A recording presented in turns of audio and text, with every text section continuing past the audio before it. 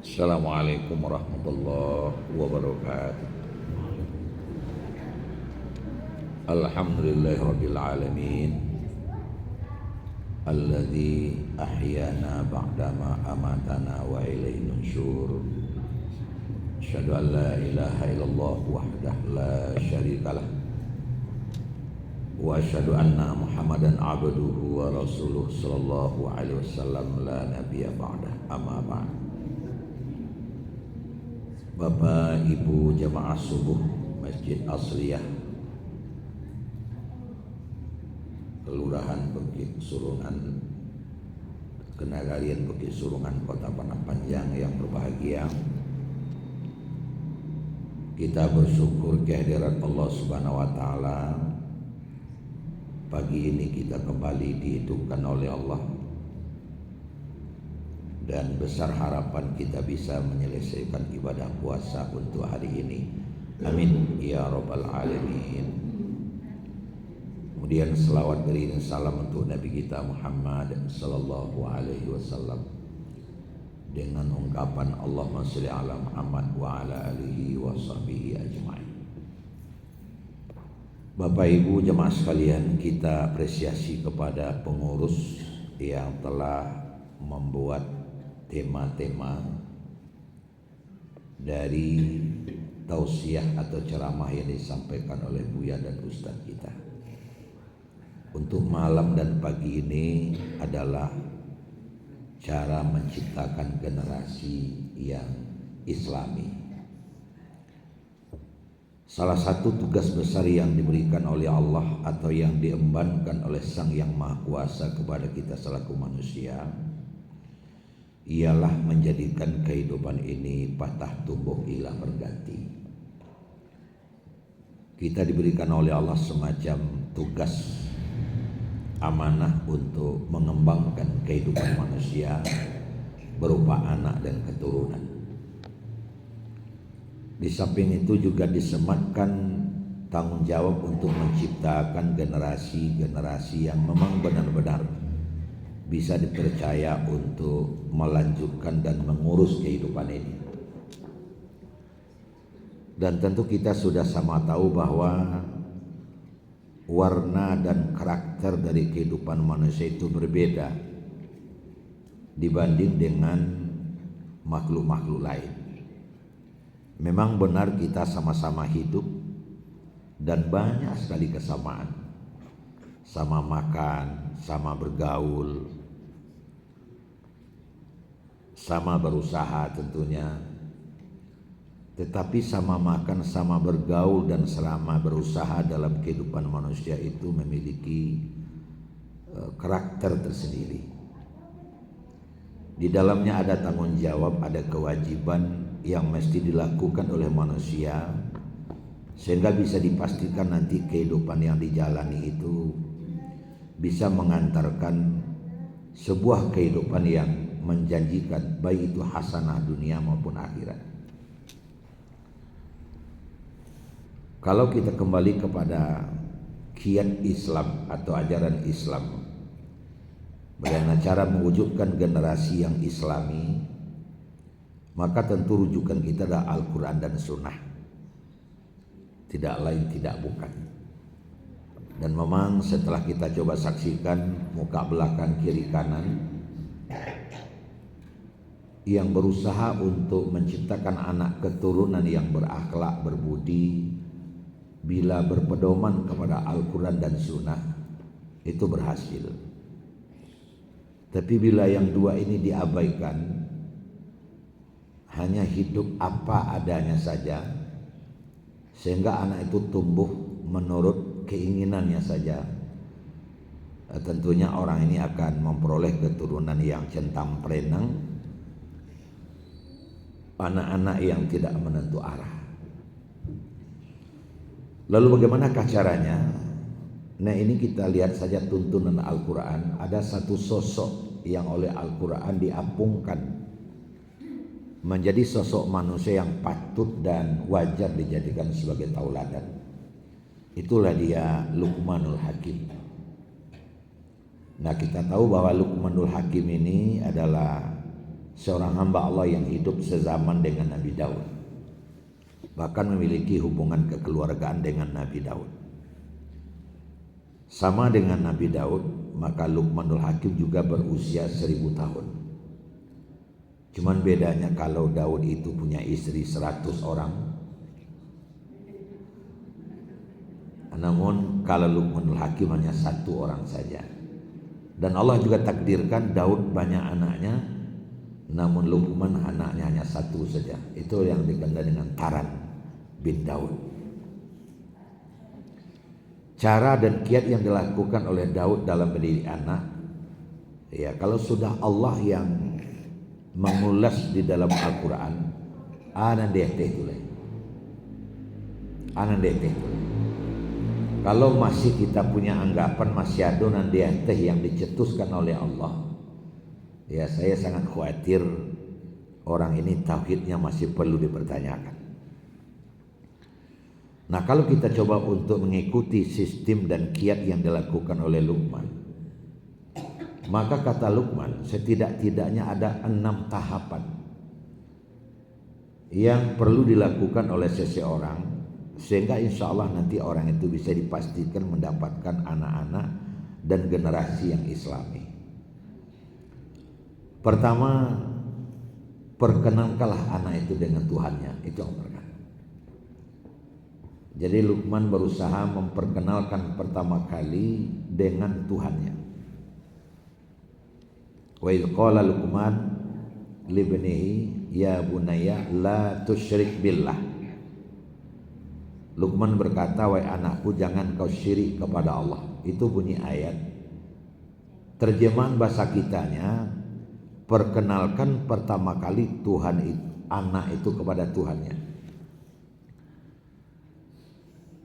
Bagaimana caranya? Melakukan hal-hal yang mungkin mendekatkan seorang anak kepada Tuhan.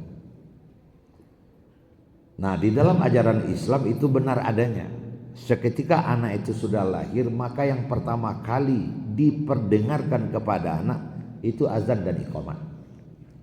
Man wulida lahu mauludun fa azana fi udhunihil yumna wa aqama fi udhunihil yusra.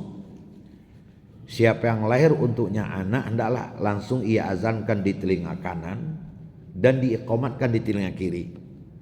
Jadi kalau ada yang laki-laki diazankan, perempuan diiqamatkan, tidak begitu. Kedua-duanya azan dan iqamat, baik laki maupun perempuan. Di telinga kanan itu azan, di telinga kiri itu iqamat, laki atau perempuan. Nah, itu yang perlu kita luruskan. Berapalah payahnya iqamat dan azan. Cuman cara pasangnya selama ini ada yang azan saja, iqamat saja, sesuai jenis kelamin. Jadi sebenarnya man wulida lahu mauludun, siapa yang lahir baginya anak. Nah, itu anak itu 2 macam, kalau tidak laki perempuan.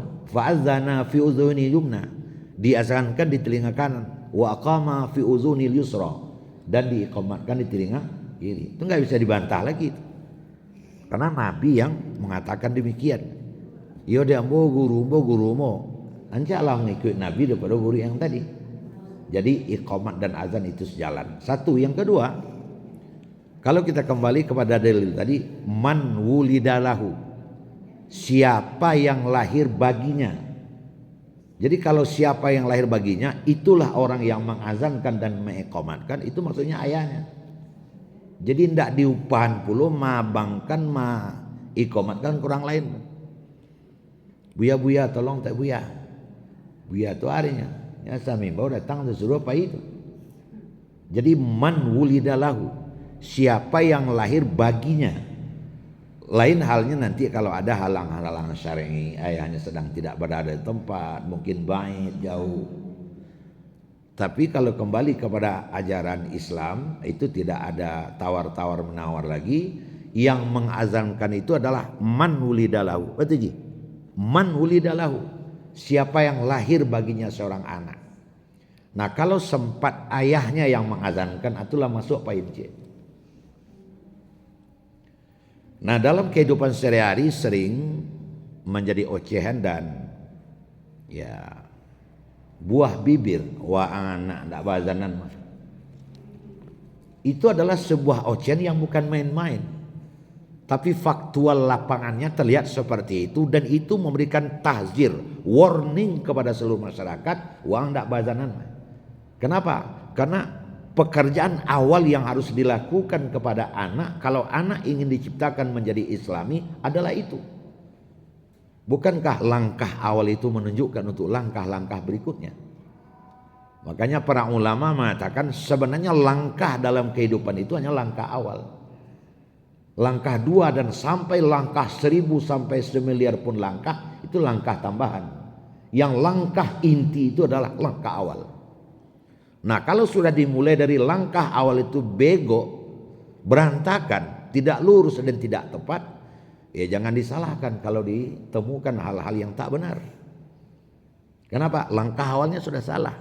Maka awalilah sesuai itu dengan yang baik. Jangan awali dengan yang buruk. Nah, bagaimana cara mengawalinya? Perkenankan anak dengan Tuhannya. Ini langkah awal. Dan siapa yang memperkenalkan? Man wulida lahu. Siapa yang lahir untuknya anak. Kenapa Buya Alizar menerjemahkan itu ayah? Karena lahu. Itu adalah dhamir atau kata ganti untuk lelaki. Pasti ayah. Tapi kalau man wulida laha, mungkin ibunya yang mengazankan. Nah, jadi dalilnya jelas begitu. Nah, Bapak Ibu, bagi kita umat Islam yang bersuku Minang, itu diadopsi dalam ABS SBK. Berbagai cara diciptakan dengan tengah kehidupan. Anak yang masih dalam kandungan, masih dalam badung, masih pandai menungku elun tantu Allah jolai. Tapi selalu diperkenalkan kepada yang bersangkutan Tuhannya siapa. Kenapa? Karena fisiknya boleh belum mendengar, otaknya boleh belum menangkap, tapi alam bawah sadar rohaninya itu sudah mengadopsi. Makanya perlihatkan dan perdengarkan kepada anak yang seperti itu.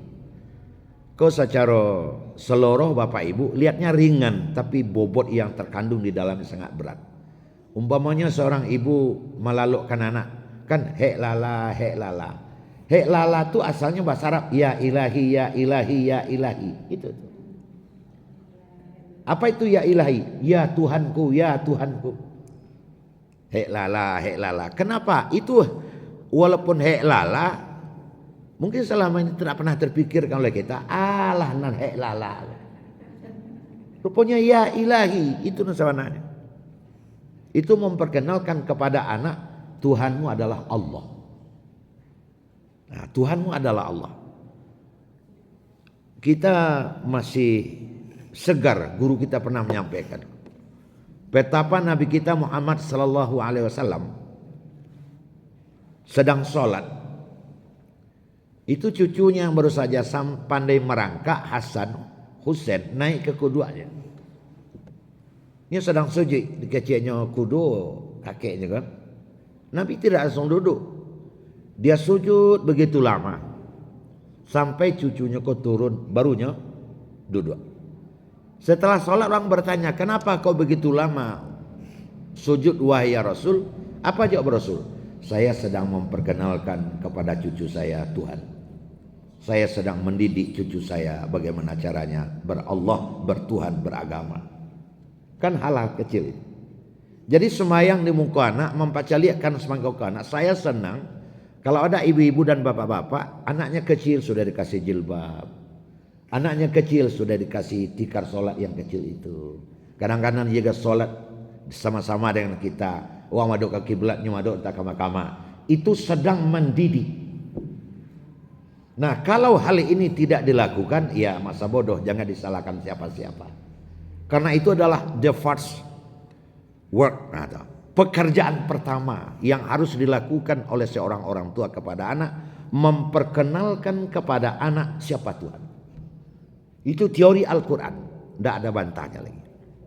Itu yang pertama. Kemudian yang kedua, Allah Subhanahu wa taala mengarahkan kita, apabila sudah kita perkenalkan kepada anak Tuhannya, maka yang kedua adalah perkenalkan diri kita kepada anak bahwa kita adalah orang tuanya, memperkenalkan orang tuanya kepadanya. Ini aneh. memperkenalkan diri awak kepada anak. Adakah orang yang tidak kenal dengan orang tuanya? Banyak. Adenko ayahang, nani koko amaang. Ini maknanya apa? Bapak dan Ibu sekalian, maknanya yang terkutip di sini adalah betapa ada orang tua yang tak pernah ada tertusuk ke dalam dirinya memperkenalkan secara utuh sebenarnya dia siapa kepada anak-anaknya itu. Nah, sebenarnya Bapak Ibu hadirin sekalian, dalam kerangka perkembangan kejiwaan anak itu sudah mulai ada. Kita hanya tinggal untuk memformat dan menuruti saja. Manusia itu pasti kenal pertama kali dengan ibu dan ayah. Dan itu adalah merupakan khalqah ataupun merupakan satu kebiasaan yang terjadi dalam makhluk hidup di dunia. Makhluk hidup di dunia itu tahu siapa orang tuanya, tapi dia tidak kenal orang lain. Coba lihat dia Pak Ibu, anak menangis, kalau diambil ada orang lainnya menangis, tapi diambil dia ayahnya di duanya. Jadi yang pertama kali kenal terhadap anak itu orang tuanya. Yang belum tahu apa-apa tapi dia sudah merasakan ini orang tua saya. Itu nangka dipeloi. Saya sangat kasihan kalau ada seorang ayah ndak pandai mendukung anak, ndak pandai mengendong anak. Nampak dewanya sudah mengendong anak, tabalik kaki salah kata, kepalanya ke bawah. Kok sampai begitu? Apa itu Islam menuntun kita? Jadi kalau seandainya ada tuntutan-tuntutan terhadap anak, ang dak pale unu, dak tantu dia yang sarang gayang, aco feedback ke belakang balik. Sebab dalam ajaran Rasulullah, man la yarham la yurham. Siapa yang tidak pernah menanamkan kasih sayang, itu tidak akan pernah menuai kasih sayang. Kalau kita tidak pernah menanam, lalu ke satu saja menuai, tentu tidak mungkin. Kan seperti itu. Jadi bagaimana cara menanamkannya? Perkenalkan. Jadi ternyata seorang orang tua yang mencium anak itu beratus-ratus kasih sayang sedang ditransfer kepada anak. Pada saatnya nanti itu akan berbalik ke kita. Mungkin Bapak Ibu masih ingat dan segar dalam pandangan sehari-hari, karena itu terjadi di mana-mana. Ada orang tua yang di waktu anaknya masih kecil itu 100% dititip sama pembantu saja. Jadi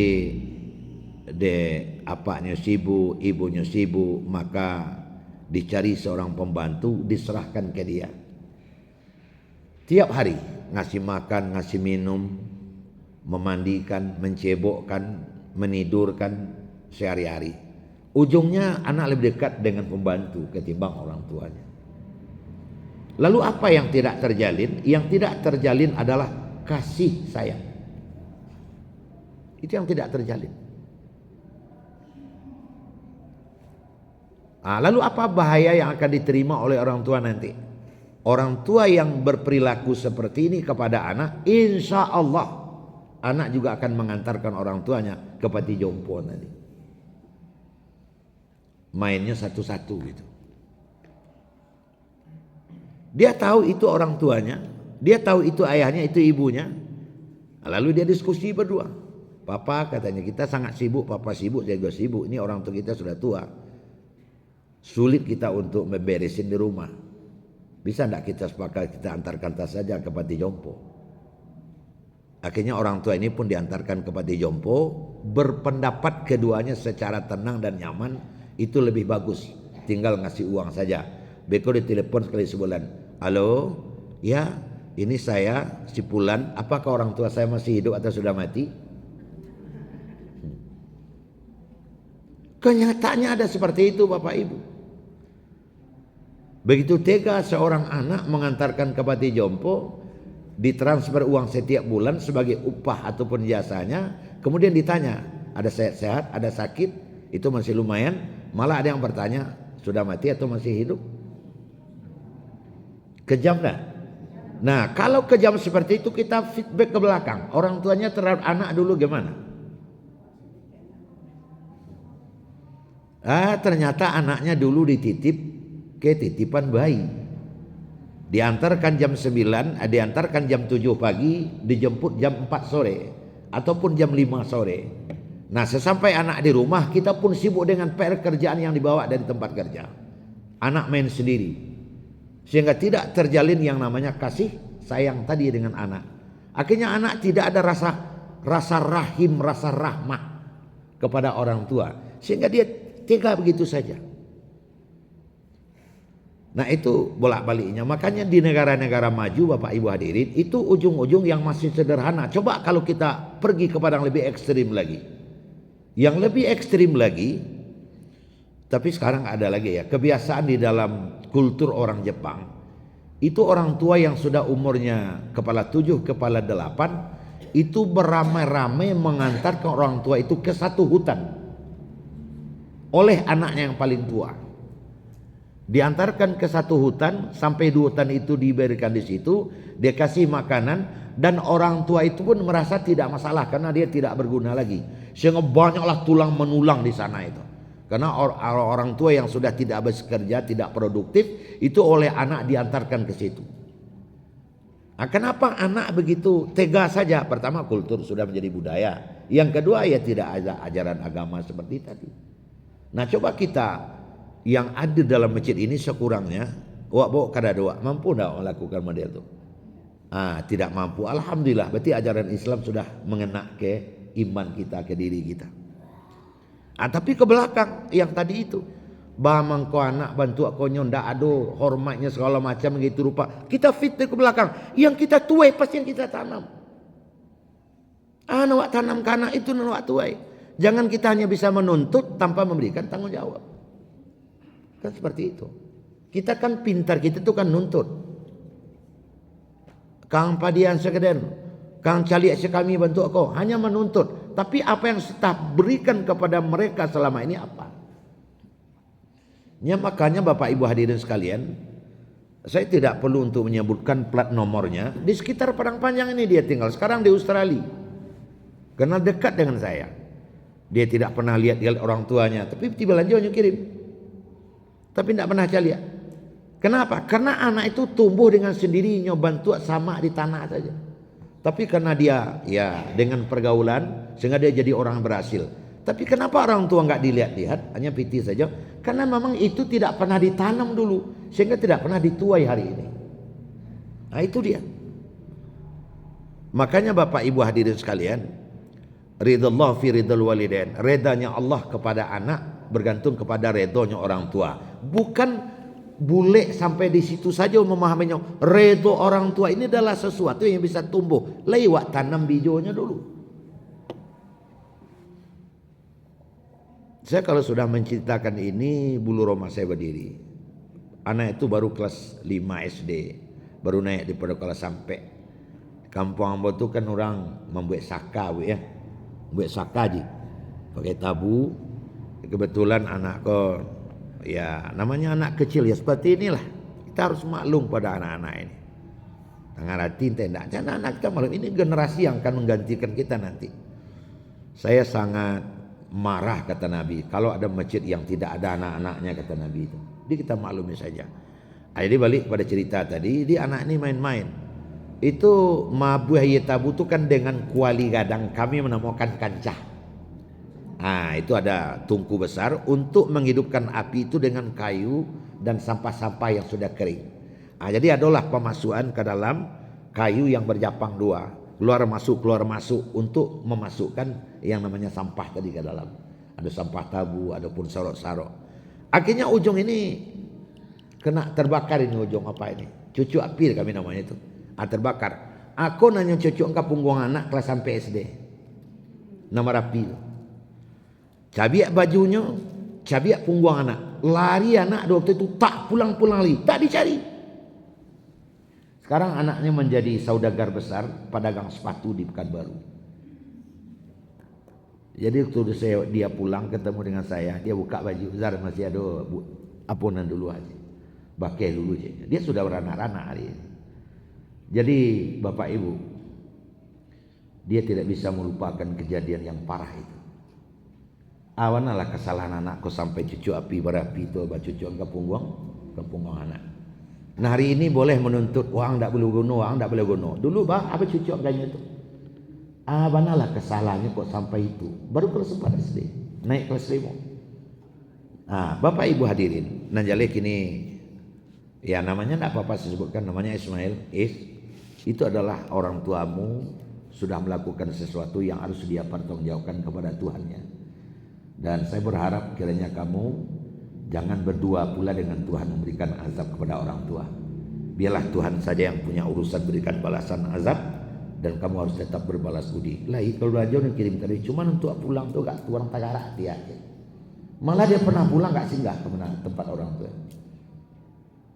Ado-ado saya penyabuk sehingga dia harus balik. Tapi alhamdulillah saya nam baju, nam makan, nam minum, piti tidak kurang dan kecil. Itu jadi kita nggak bisa hanya menuntut gitu saja. Ada yang nomor 2 Pak Ibu, perlihatkan kepada anak kita, perkenalkan Tuhannya, perkenalkan orang tuanya. Yang ketiga, tiga lagi, jangan terlalu larut kita. Yang ketiga, perkenalkan kepada anak siapa temannya, sosial. Nah dalam kehidupan anak, kan mau tahu atau ada saat anak yang sangat suka bermain. Bahkan kadang lupa makan, lupa minum karena bermain. Waktu umur PAUD dan TK lah. Malah kadang tengah malam minta pergi sekolah. Tengah malam minta pergi sampai kawan. Betul Ibu ya? Nah, kenapa? Karena memang di waktu itu muncul di dalam diri anak itu keinginan untuk berteman. Nah kita peloi siap kawannya sabananya. Tidak boleh dibatasi. Itu untuk menumbuhkan secara psikis anak itu adalah makhluk masyarakat, makhluk yang perlu berteman agar dia nanti menjadi orang yang sosialitasnya tinggi. Tidak boleh dibatasi. Makanya anak yang seusia itu jangan dikurung. Di saat yang seperti itu jiwanya tumbuh mencari teman, mencari kawan. Kita karena sudah beranak dan sudah bercucu, kita sama-sama merasakan Bapak Ibu. Ada saat di mana anak dia akan bisa lebih dekat sama teman-temannya ketimbang yang lain-lain. Sampai di rumah cerita sama kita yang ceritakan teman-temannya. Sampai di rumah dia melakukan sesuatu. Yo Emma tadi bantu kalau ada kawannya si Emma namanya. Berapa orang teman segini siapa namanya? Ini hafal dia. Karena ada waktu itu muncul di dalam dirinya sifat ingin berteman. Nah itu diperbaiki. Kita juruskan itu. Jangan dibatasi itu. Bahkan kalau dapat carian kawannya, di sekolah, maka inisiatif mendirikan PAUD, TK, selaras dengan itu. Nah, berikan kepada anak yang seperti itu. Jangan hanya anak sekarang tuh, oleh karena anak itu suka berteman, bapak lihatlah segala macam, kadang yuk buruang, kadang yuk, sehingga itu kenal dia anak. Ternyata kita harus memberitahukan kepada anak, dia adalah bagian dari manusia-manusia yang hidup di atas dunia ini secara sosialitas. Itu akan muncul di dalam diri anak kita bahwa anak kita itu adalah bagian dari sosial. Nah Bapak Ibu hadirin sekalian, seketika kita perkenalkan anak kita itu kepada orang lain, kepada anak-anak lain, itu nanti akan terdidik jiwa dermawan. Dia akan tumbuh menjadi manusia yang bisa hidup di dalam komunitas manusia lain. Roti dibagi 2, ya nak? Nasi dibagi 2, sambal dibagi 2. Nah kita lihat itu kan banyak di media sosial cara-cara yang seperti itu. Kadang orang tua yang sadar dan mengerti dan paham dan memang juga digerogoti oleh kemampuan yang memang memadai, dia tidak segan-segan membiayai anak untuk mendapatkan ini dengan harga mahal. Jadi ada PAUD yang 1 bulan 4 juta, yang 1 bulan 3,5 juta, dapat itu. Gurunya 6, muridnya cuma 10, biasa saja. Karena ingin mendapatkan seorang anak yang betul-betul memiliki jiwa sosialitas yang mumpuni, yang memadai. Dia akan tumbuh jadi manusia yang stabil nanti di tengah-tengah kehidupan. Nah Bapak, kan kita temui juga anak yang takwi di orang lain, takwi di kawan, nyoman nuang sedisudui. Itu bukan apa-apa, itu begok salah didik saja. Nah kalau kita masuk, nyo akan tumbuh di anak itu jiwa. Biasanya diawali dengan suku kemainan dulu.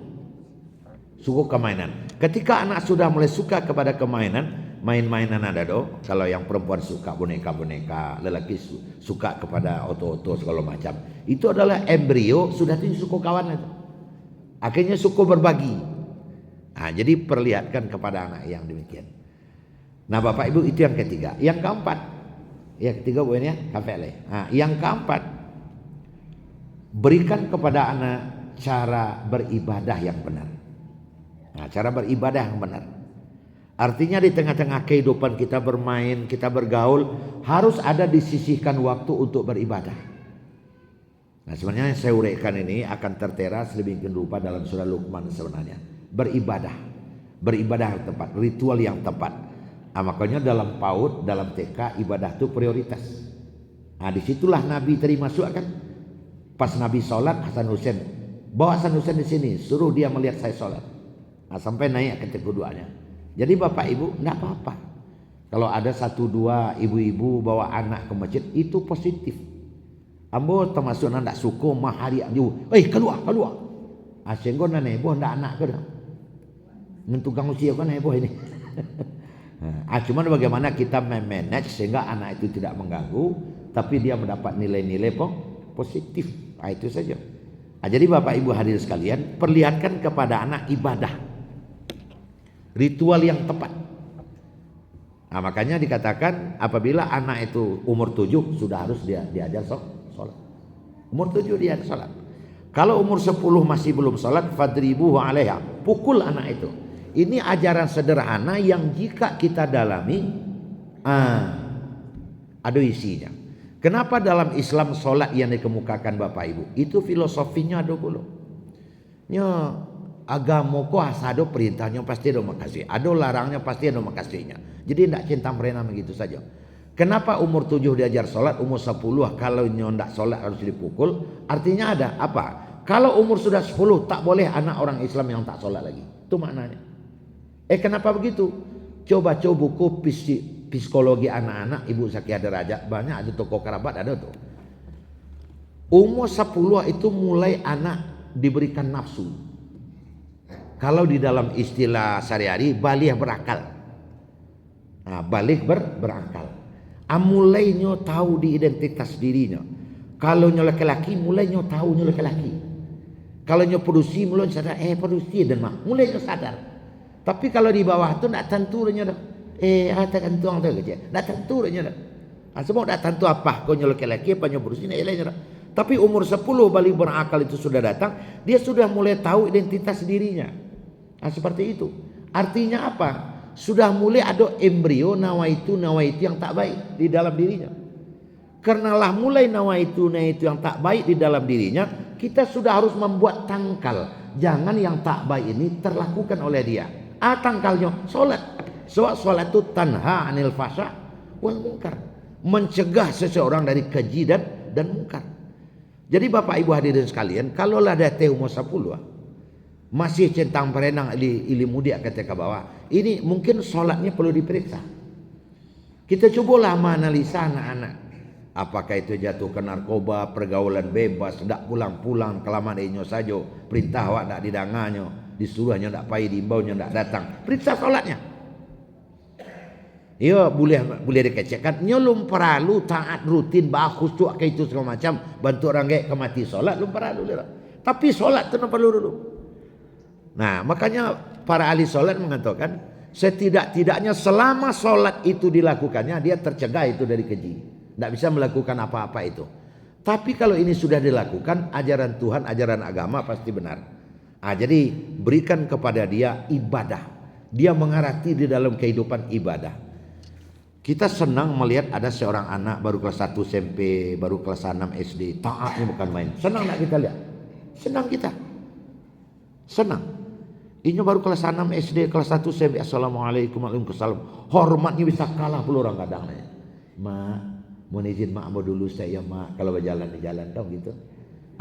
Izin mak, izin pak. Padahal tidak kenal dengan kita. Tapi hormatnya bukan main. Dia sholat lama kulit-kulit mulut yang baca ayat sholat tuh. Kan senang awak mencari anak yang umur segitu. Tapi kalau ada orang yang umurnya sudah kepala 6, kepala 7 khusuk sholat ya sudah wajar. Karena sudah ingat besok mau mati kan. Tapi kalau anak yang sebesar itu syab nasya'a fi ibadatillah, seorang pemuda tapi punya keinginan beribadah kepada Allah, santunnya bukan main, itu masya Allah tegak bulu roma kita itu. Itu pengaruh apa? Pasti anak itu sholat. Pasti anak itu sholat. Kalau ada anak yang santun, yang akhlaknya mulia, hormat sama kita, assalamualaikum waalaikumsalam, coba periksa, pasti dia sholat itu anak. Maka yang keempat itu, tunjukkan kepada anak bagaimana dia harus di dalam hidup itu beribadah. Nah, khusus untuk puasa, kau adalah ajaran Nabi awak. Anak apabila lancar berpuasa 3 hari, berarti dia tidak apa-apa lagi berpuasa 30 hari. Nah, itulah Nabi ngecek. Tapi tidak boleh paksa. Bagaimana caranya? Ya tidak apa-apa. Saya dengar ada orang tua yang mengupah puasa anak. Asal sampai berbuka, aku pernah coba dulu tuh anak-anak Buwin, mulai siabib ke bawah. Itu asa berbuka langsung terima sekali. Itu sebagai motivasi tidak apa-apa. Mulai dari 1.000 seorang kalau dia buat tuh sampai 5.000 seorang. Ayo lebih tingginya. Kadang ada yang terima langsung, ada yang sekali seminggu.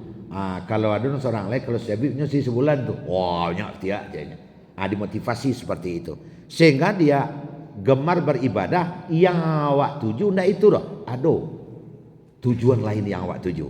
Agar ibadah itu menjadi kebiasaan. Itu sampai. Kalimu oleh kalau tidak salah. Ya. Yang kelima, tunjukkan kepada anak bahwa di dalam kehidupan ini kita harus punya prinsip. Kita harus punya prinsip dan harus tabah menghadapi manusia keliling. Sebab orang kemanggalaan, orang kemenyoran, orang kemenyuruhan. Jangan terpengaruh dengan itu nanjaleh anang kawak karjokan karjon tarwi. Saya kalau sudah bercerita ini teringat Taran lagi yang dididik oleh ayahnya Luqmanul Hakim. Jadi cara Taran begini.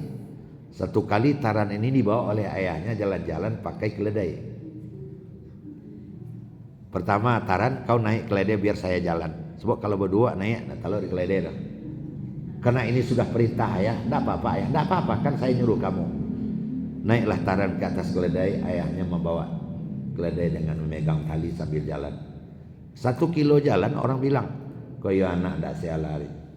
Nyolama berjalan detik keledai duduk, ayahnya jalan. Taran kau turun, saya naik lagi. Baik ayah. Tapi kenapa ayah nyuruh saya turun? Kau dengar tadi orang bilang, kau dibilang anak yang tak beradab, aku jalan kau di atas keledai. Sekarang kita balikkan, aku yang di atas, kau jalan. Baik ayah. Taran mirip keledai lah. Jalan sekilo, Taran ngalor orang ngecek. Aku ayah yang tak sialah ni. Hanya lama sama esok-esok dia keledai anaknya paluh berjalan kaki doa. Taran berhenti. Kenapa berhenti ayah? Kau dengan orang tadi bilang. Sama dengan yang tadi. Aku dibilang ayah yang tak beradab. Kau jalan aku ini enak di atas keledai. Jadi bagaimana ayah? Kita naik saja berdua. Naik berdua. Taran di belakang ayahnya di depan jadi sopir. Berjalan lulus kilo. Yo keledai kau kurih sakit betul. Keledai kau tak bakal lebih kadang badannya Luqman kau. Anaknya kata berdua. Lama empai lah kaki keledai kau bangun. Hanya tangan tadi tu. Ndak cukup sekilo lah ngecek orang. Iko manusia yang tak bau tak sialan. Jadi keledai kurih sakit hanya naik berdua lah tu. Ada ndak tak rata tidak tiba dituju keledai kau langsung mati. Dia berdua detik keledai kau. Taran kita turun aja di sini. Bagi itu ya, tak terang-arang cek tadi. Awak dikecek orang manusia tidak beradab, manusia tidak ada opangana. Masakan keledai kuri, anaknya kateh dua lampai empat kaki keledai. Kini bitulah. Awak berjalan kaki biar iri si keledai. Jalan kaki, keledai belakangnya mongko.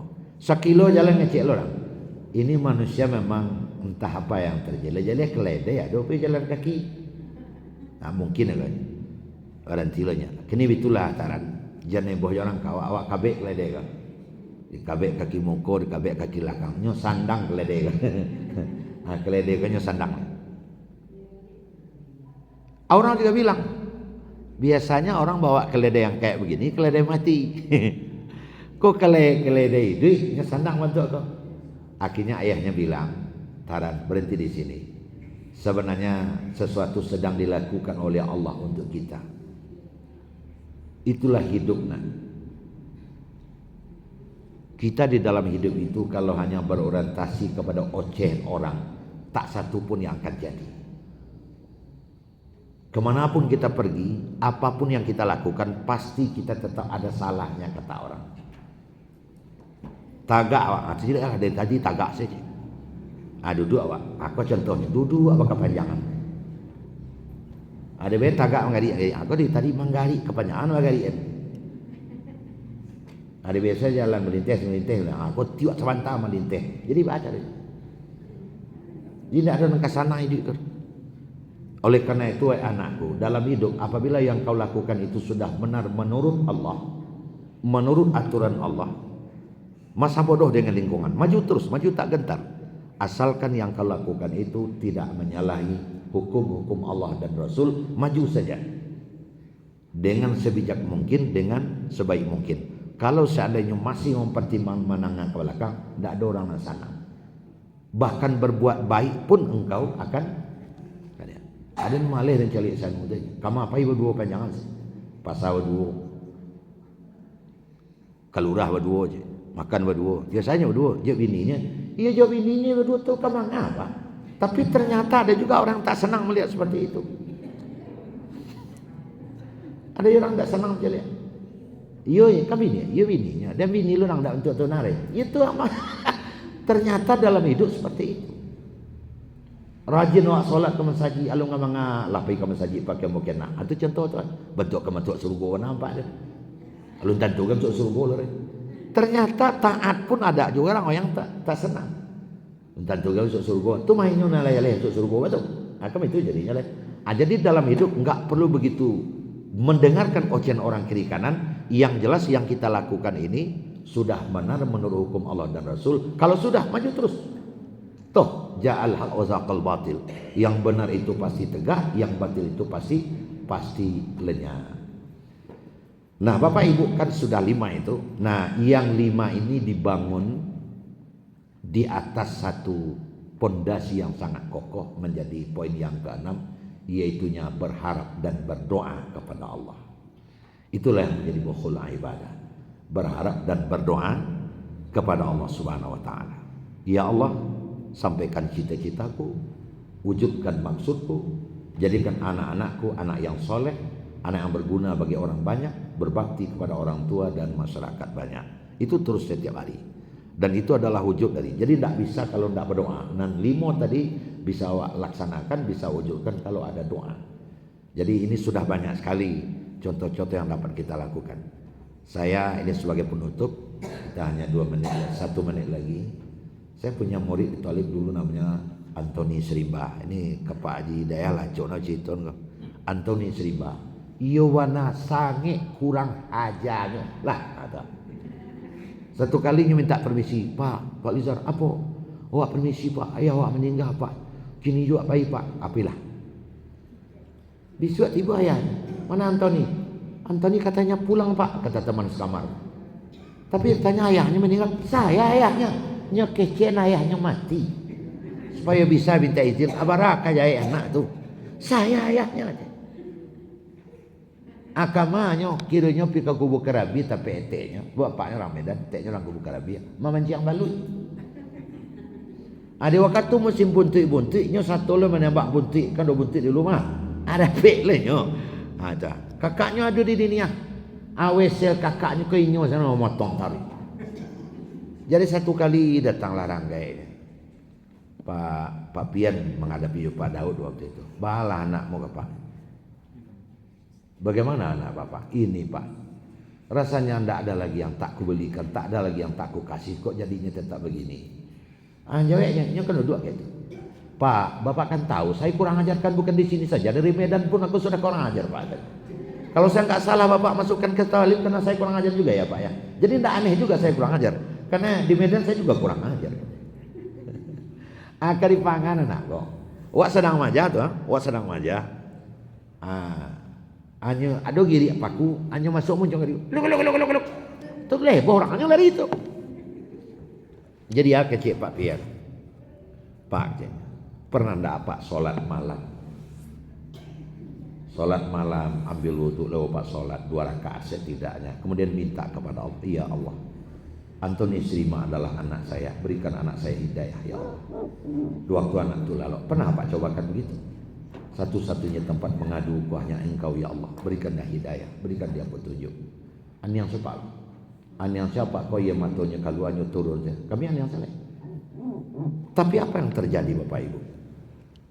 Sebulan ada perubahan anak, 2 bulan ada perubahan anak. Ternyata bapaknya mencobakan sampai di Medan. Akhirnya tamai kurapai kau ditawalib. Masuk iyan kini menjadi pembantu rektor 1 UIN Sultan Taha Jambi. Apa Pak? Begitu kerasnya tusukan satu doa yang diampungkan oleh orang tua kepada Allah terhadap anaknya khusus. Pertanyaannya, pernahkah kita melakukan itu? Karena Allah itu akan mengerjakan sesuatu sesuai dengan yang kita inginkan. Itulah Bapak Ibu, sesuai judul, mudah-mudahan ada manfaatnya. Kapi kubuah kasih 7 ke situ hari pagi karena udah 6:30 maka wili sebuah berhenti. Banyak maaf. Assalamualaikum warahmatullahi wabarakatuh.